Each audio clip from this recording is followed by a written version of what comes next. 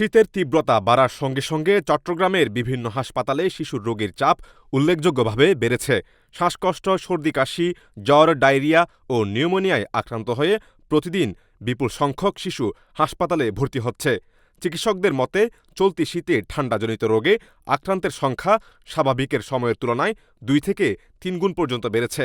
সবচেয়ে বেশি ঝুঁকিতে রয়েছে ৫ বছরের নিচের শিশুরা। সারা দেশের মতো চট্টগ্রামেও গত কয়েক সপ্তাহ ধরে ভোর ও রাতে শীতের তীব্রতা বেশি অনুভূত হচ্ছে। আবহাওয়া অধিদপ্তরের তথ্য অনুযায়ী রোববার রাতে চট্টগ্রামের তাপমাত্রা ছিল ২২.৩ ডিগ্রি সেলসিয়াস। সরজমিনে দেখা গেছে, চট্টগ্রাম মেডিকেল কলেজ হাসপাতাল সহ নগরীর প্রায় সব বড় হাসপাতালে শিশু ওয়ার্ডের রোগীর ভিড় বেড়েছে।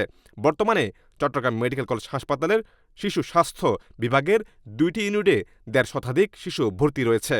ভর্তি রোগীদের মধ্যে শ্বাসকষ্ট, নিউমোনিয়া ও ডায়রিয়ার রোগীর সংখ্যাই বেশি। চিকিৎসকরা বলছেন, শীতকালে বাতাসের আর্দ্রতা কমে যাওয়ায় এবং ধুলাবালির কারণে শ্বাসকষ্টের সংক্রমণ দ্রুত ছড়ায়। এ সময় শুধু শিশুই নয়, ৬০ বছরের বেশি বয়সী মানুষ এবং দীর্ঘমেয়াদী রোগে আক্রান্তরাও বাড়তি ঝুঁকিতে থাকেন। Desk news, CRS TV.